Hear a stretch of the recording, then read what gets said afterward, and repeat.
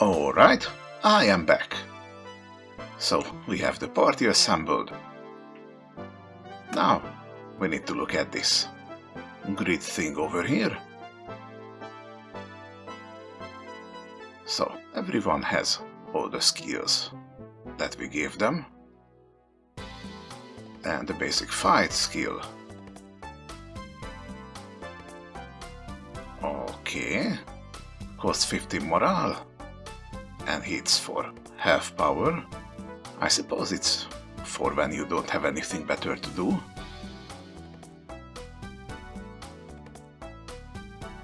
Ah, and you can't use guarded thrust unless you have a shield.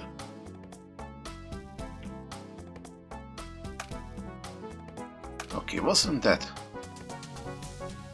Oh, no. I do not have a shield. Alright. I thought that was part of the beginning. Set of items. In which case, let's check out the shop. There are all sorts of weapons and armor stashed about carelessly in the dimly lit room. At the back of the room sits a strange creature. The creature notices that they have visitors and says something to the group in an unfamiliar language. You have no idea what the creature is saying, but you don't think it intends to harm you. Okay.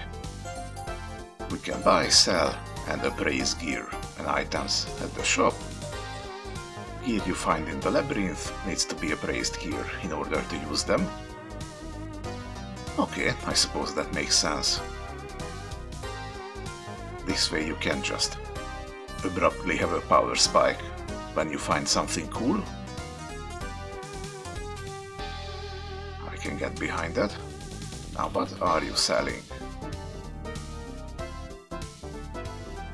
Branch returns the party to town and remove all their mana corruption. I see. Some torches. Orb of Farseeing.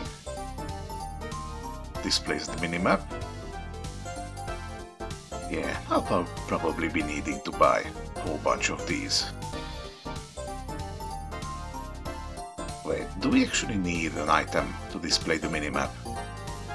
Because if so, I am going to be in a bit of a trouble.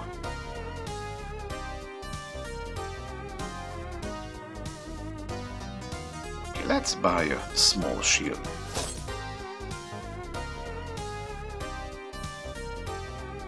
And... oh, +2 chainmail. Interesting. So they do get some random boosts, it looks like.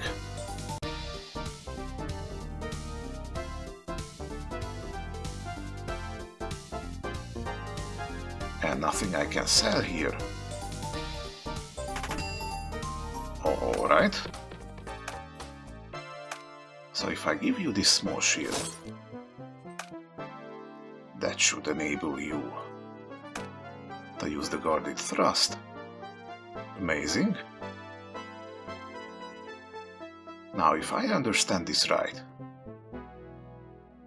the way you feel this grid is important, because the enemies are going to be targeting specific spots on the grid. So I suppose we should fear the front with first and third,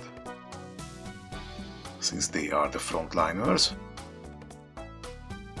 I don't know if anything happens if, let's say, you keep this front empty and put someone in the middle, if maybe the enemies can just hit directly. I suppose for the first fight I might just see if it makes any difference, and if it does, I will just put something on the front.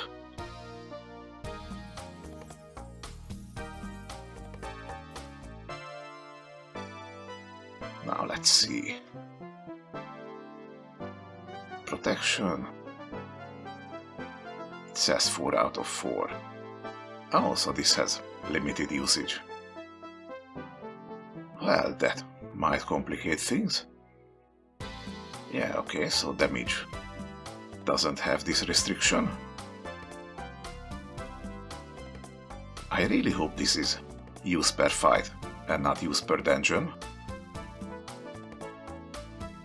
So in the front,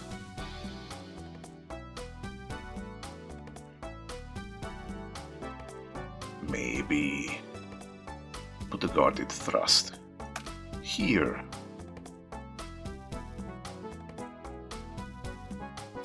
When using a skill under the effect of skill synergy.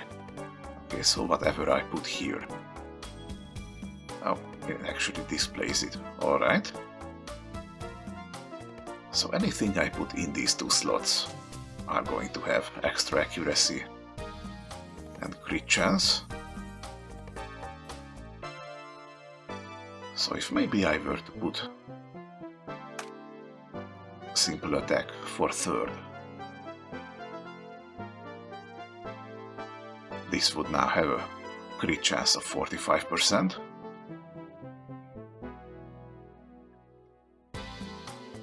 Okay. We will probably see how much of a boost crits do. Is that stated anywhere around here? Let's see. Here it is, crit multiplier. 10%. Well, that's not much of an improvement. I suppose you would need to go for crit heavy classes for that. But still, a little extra is better than nothing. Now as for this other place.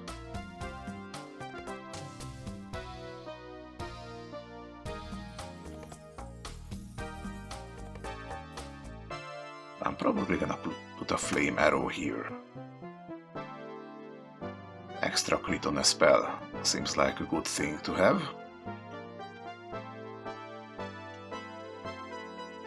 And it does have a low base crit anyway.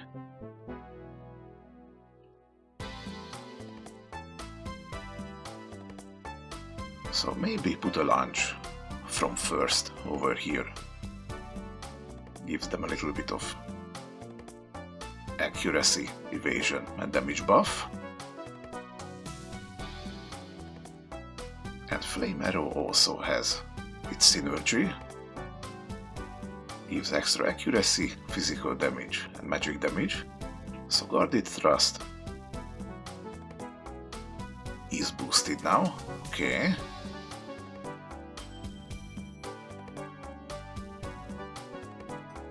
Okay, how do I... Okay, this is how I get rid of it. I do want to actually see what happens if I leave my front open. Hold on. With this setup, this would mean only first would get targeted, so... Here we go. Maybe put this one down. What's wrong? Ah, need to put this one in the middle. Okay. So you go here.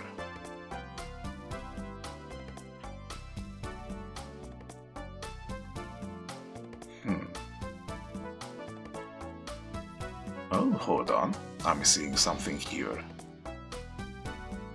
So the protection has a limited amount of uses. But with the synergy,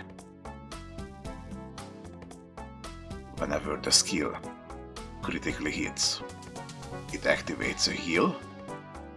Ah, interesting, so you can just combine synergies. I like that. So if I put a protection here, so Flame Arrow has a high chance to crit. Whatever I'm gonna put here also has a high chance to crit. And critting will trigger a heal. That sounds like a nice sustain.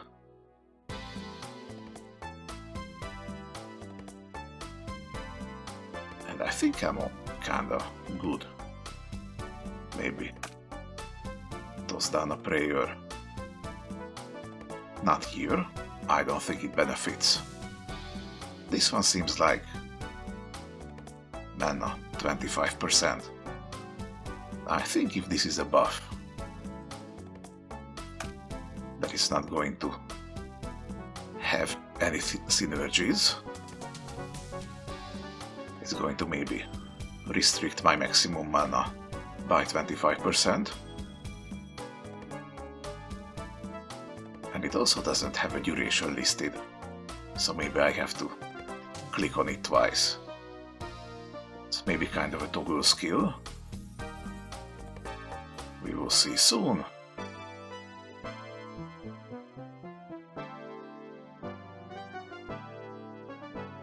Okay, magic light. Sure, put one here.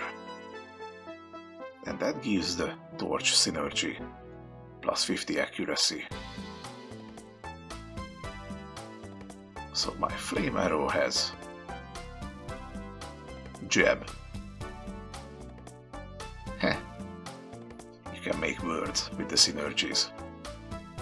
That's nice. And yeah, I am probably good. Not really anything I can put in the back here.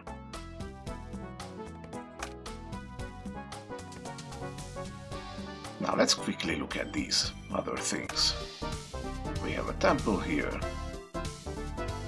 Okay, this is probably the place where we can revive people. We have a lab.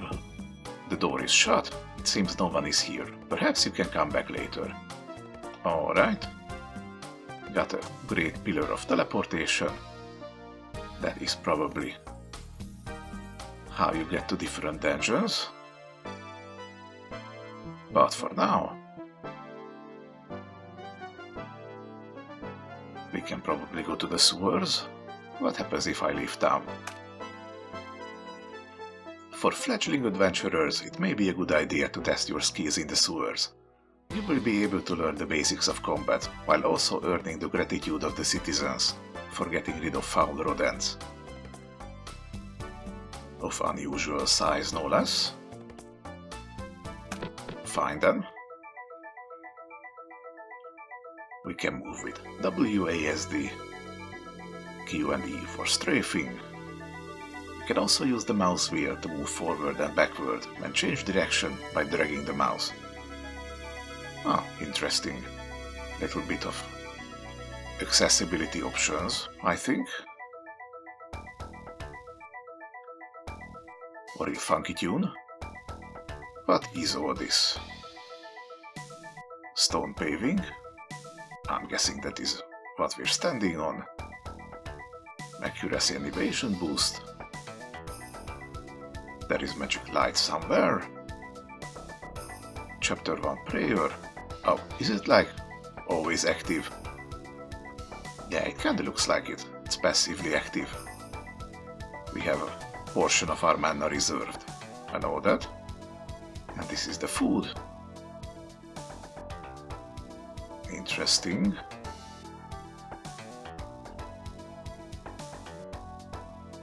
We have something here. What is this? Mana corruption goes up to 100, increases after battle, and it's brought down to 0 upon resting at the inn. Okay, let's see.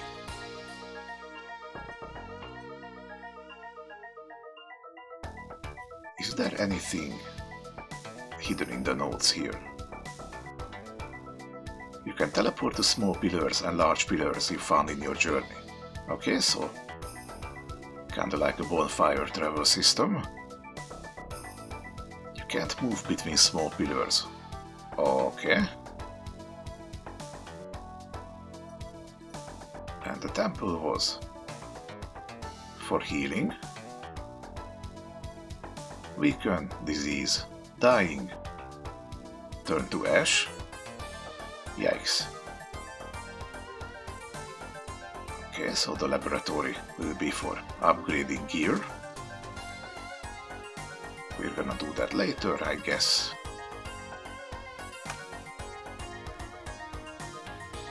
Oh my, there's a whole lot of things.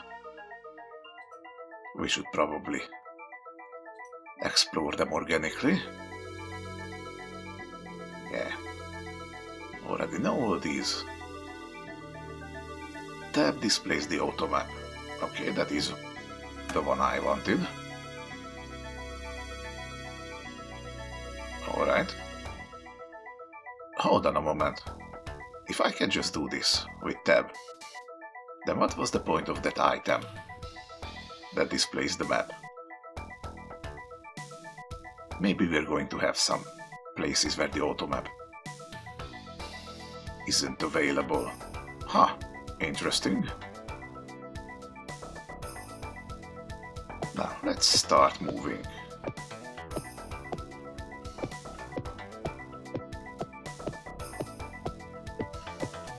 Usually in a maze, you always want to go one direction.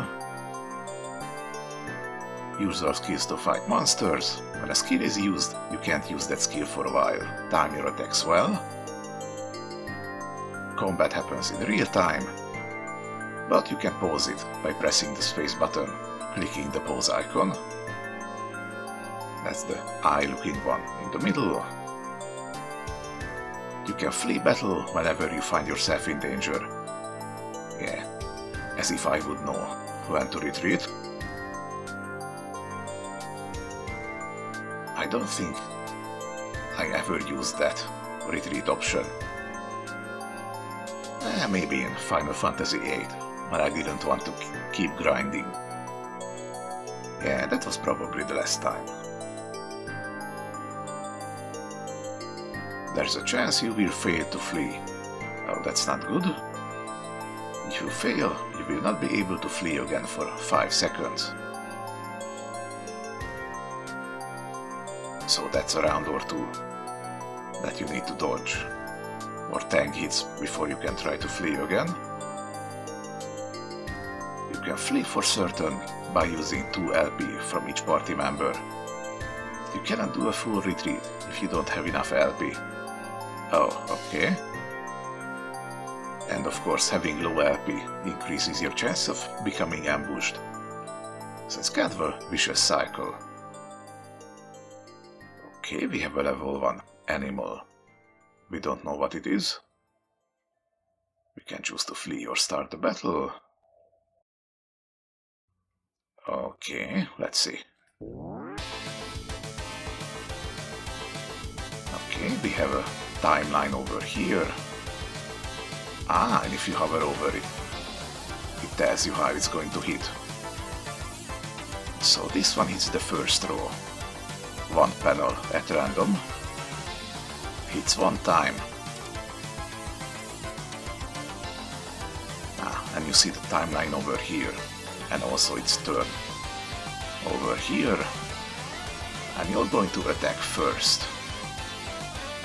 So if I time right and do a guarded thrust, that would give me better block chance. Okay. Let's do a flame arrow.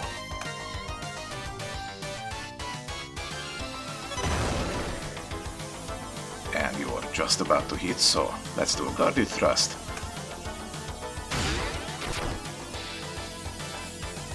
And there's our buff. We barely got scratched. Single hit point. And you're burning. Okay, this is easy so far. We got some money.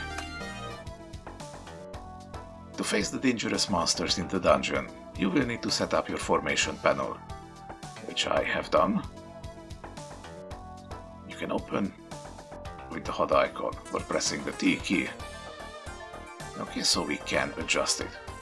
inside the dungeon. That's always good to know. Winning battles will lead to the control level increasing. That's the blue one. The control level will impact the likelihood of gear dropping after battle.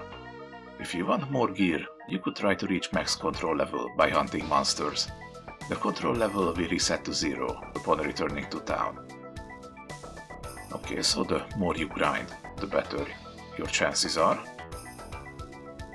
After battle or when winning in Abyssal Pits, your mana corruption level will increase.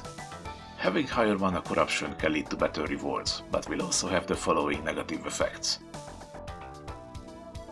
Okay, so we have a chance for penalties. Characters can turn to ash. You can resurrect them for a much higher price. The character will lose 25% of their experience points, but they can't lose a level. Thank God for that. And there's a chance that you lose your gear. I suppose that's when you let the corruption get too far. During battle, your character may randomly be poisoned, paralyzed, put to sleep or stunned. These effects can be prevented by having resistances for each status ailment. Okay, so the dungeon doesn't want you to stay. Overstay your welcome. That's fair. You can restore HP while exploring dungeons. There's first aid. Use 1 LP to restore 55 to 80% of your max HP. Oh, I see, so this is the way you use LP. It's kinda like what Pillars of Eternity uses. With the health you have during a fight and a bigger pool that you can use to replenish the other one. Okay, I like this approach. And if you have a camping skill with HP recovery, you can restore all party members. Resting while camping will recover the HP of all party members. However, doing so will temporarily reduce max LP by 1. Resting can only be done in Elvish Holy Grounds. Okay, so checkpoints basically. Okay, what's this?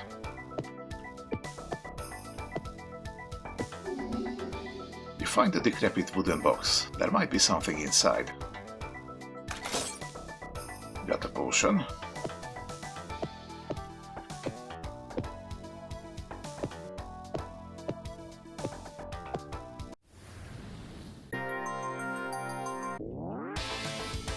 Sewer slime. I think if you right click, you can set the skill up as automatic.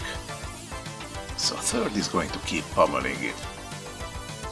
And we save the guarded thrust for when it's appropriate. Like now.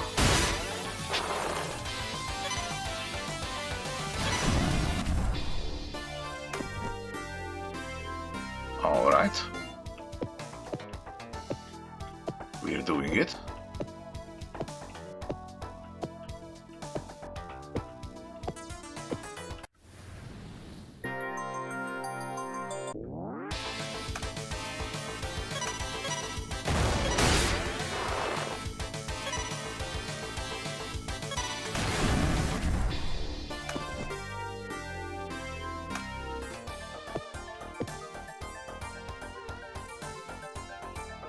Okay, so the corruption rise is a little slower than the control level. That is very good. This probably goes full circuit, right? Yeah. Classic dungeon design.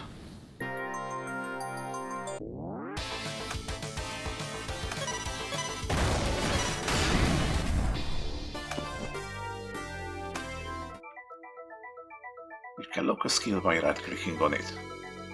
Locked skills will be used as soon as they are off cooldown. It would be good to utilize it for skills that are often used in combat or skills you want to continuously use. You can left-click on a skill to queue it as the character's next action. This skill will be used as soon as it is available. If it's on cooldown, it will be used as soon as it's off cooldown. Easy peasy.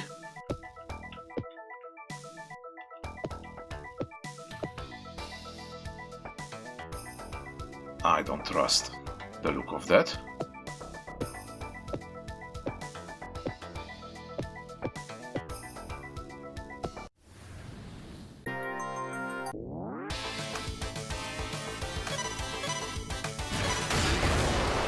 Oh, and it actually remembered the setup. You only have to lock a skill once.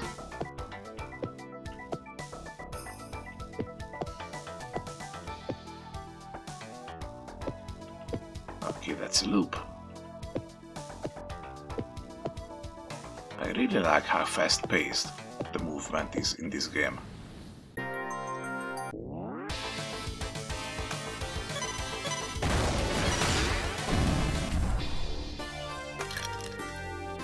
Oh, and did you see that? I think if you beat something enough times, you can identify it. So we just beat up a rat. Occasionally monsters will drop equipment after battle. These items cannot be equipped until they are identified. Unidentified gear can be identified at the shop for a price. And I suppose the price is slightly higher than the selling price of the identified item. Otherwise you would just be selling them as you find them.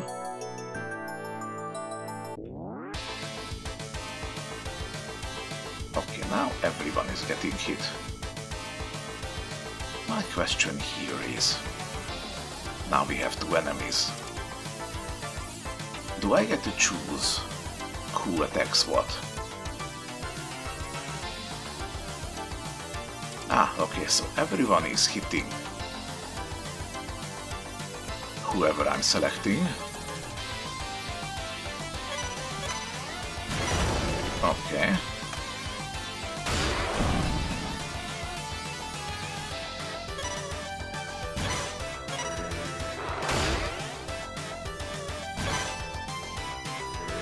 Yeah, that block buff doesn't stay for too long. You really need to time it.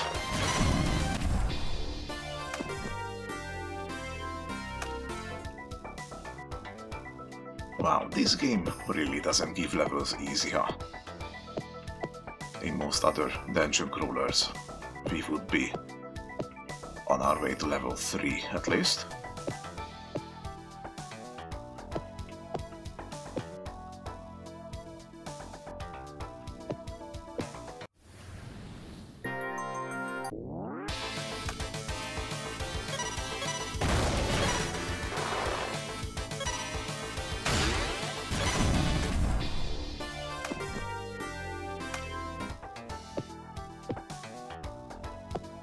Okay.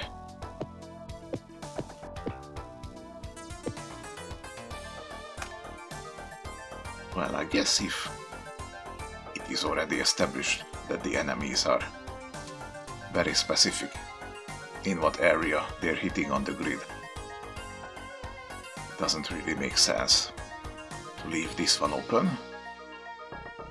So maybe I just put a standard fight with first.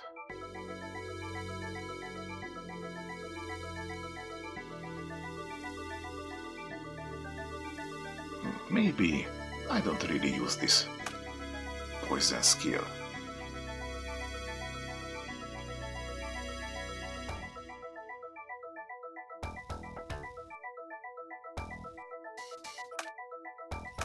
Okay, if I put this up here,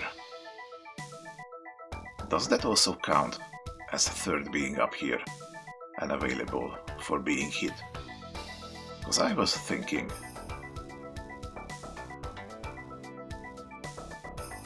using the protection synergy to put the fight down here. So this would give you healing every time you crit.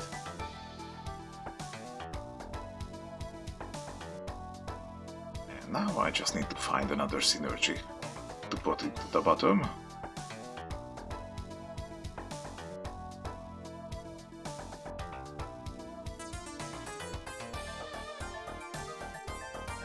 Can I put two of the same things?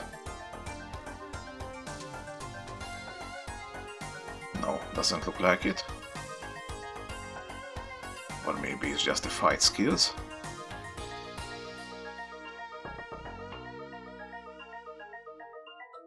Okay, let's put the magic light here.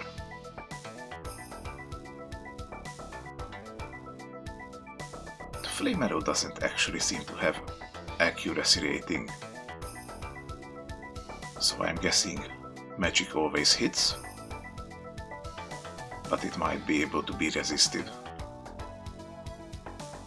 That's probably it. Okay, now we have two fight skills that give a bit of self-heal every time they crit.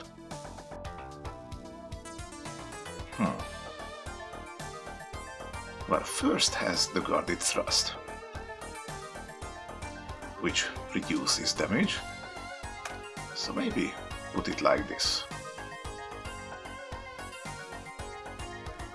We will see how that goes.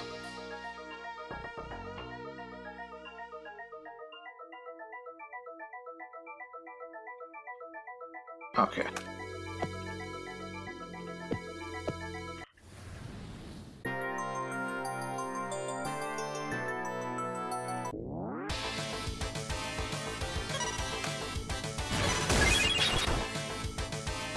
Oh, you just had a crit. Minor heal. Okay. This is nice.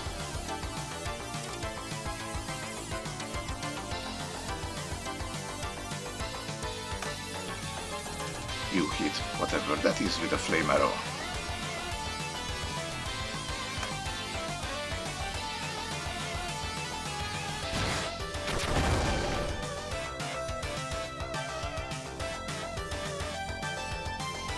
Where's the rat?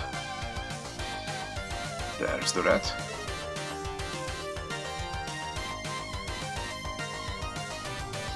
Okay, so both of these work the same way.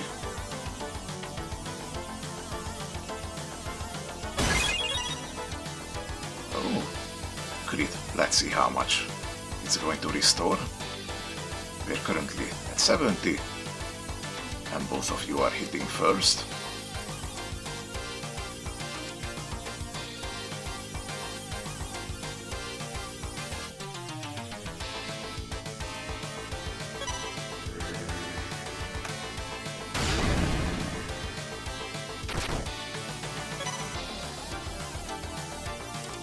Okay, so minor heal is 5 health. That's actually pretty nice.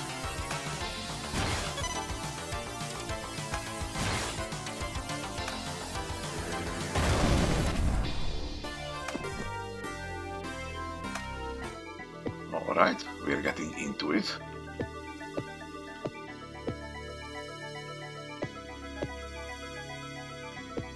Naturally, since this is the tutorial dungeon, we're gonna have to be running it a couple times. Since I think we need to be at this level 2, maybe even level 3, before we can safely go to the regular dungeons.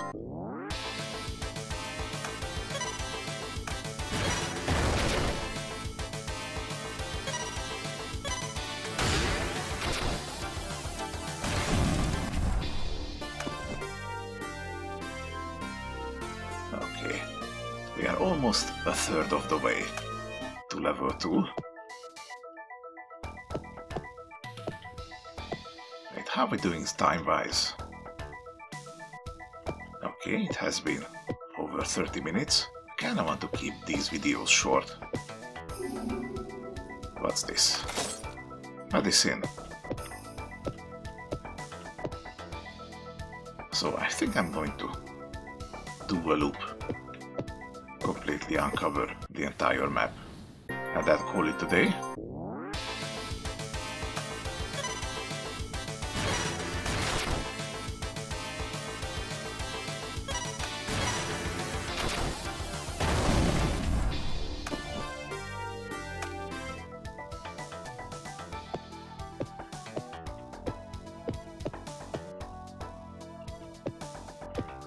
There's something up here. Branch. That's the one that teleports you back to the town. Okay, that is the only place we haven't looked. Oh, what is this? You will sometimes encounter elite monsters during battle. Elite monsters are powerful versions of normal monsters with up to 3 special abilities and have a higher item drop rate. Okay. Madness significantly increases magic damage. Well, how much damage could an animal have? Probably not too much. Okay.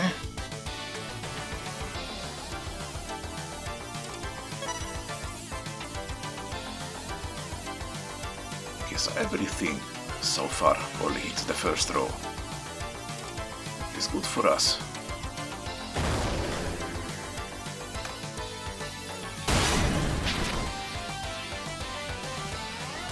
Okay, let's get rid of you next.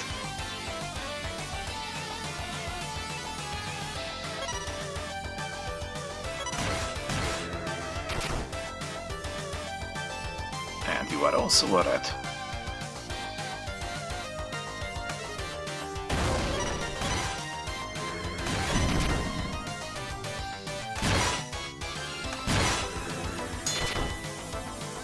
Oh, that was a nice block effect. Holy shit, where did your health go?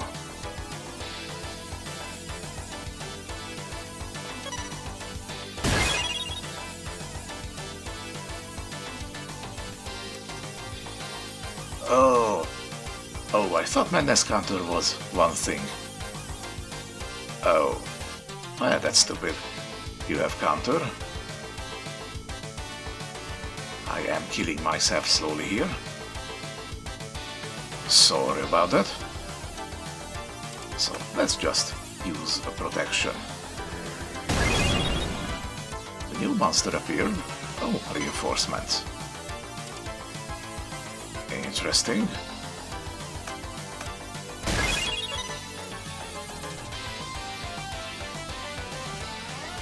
Okay. That was highly unpleasant. It's a good thing I stopped to read stuff.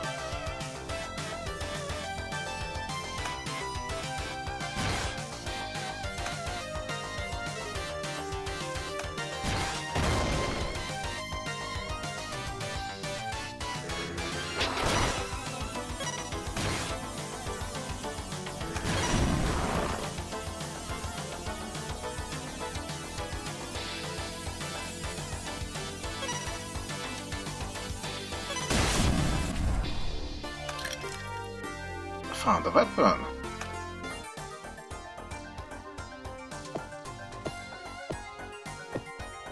Okay, now what is this? Strange slimy mass, large enough to block the path, occupies the space before you. The translucent sticky thing wriggled and emitted a sharp sound, which hinted at some level of intelligence. This giant slime that resides in the sewers will never harm you, nor will it ever perish from your attacks. This characteristic could prove useful when you want to try out new strategies or when you want to test out newly discovered gear. Also a test dummy. And this is the return. Okay, let's do that. Relieved that they were able to return from their first expedition of the labyrinth, the group is suddenly overcome with exhaustion. You should head back to the inn and rest.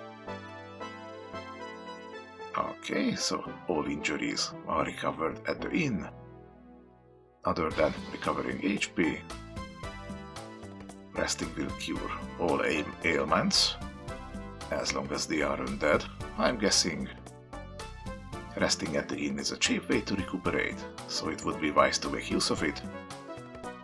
The only exception is adventurers who've become ashened. They can only be recovered at the temple. Alright, fair enough. And now the pillars are active. Sewers, Watchtower, Mines of Mogath, and Tomb of an Ancient King. This is probably the final dungeon. Need to slowly work our way up to that. But for today, this is gonna be enough. Resting is pretty cheap also, I like that.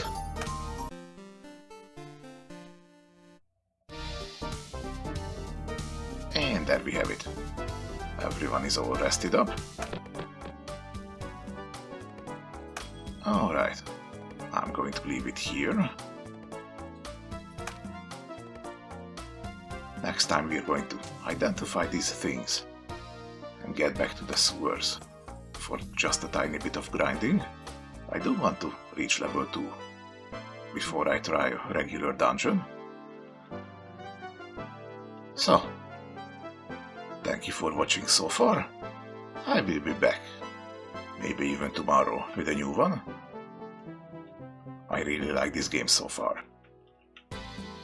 I hope you like it too, even though I am very much not a pro at dungeon crawlers. I hope you're still enjoying it somewhat. See you in the next one.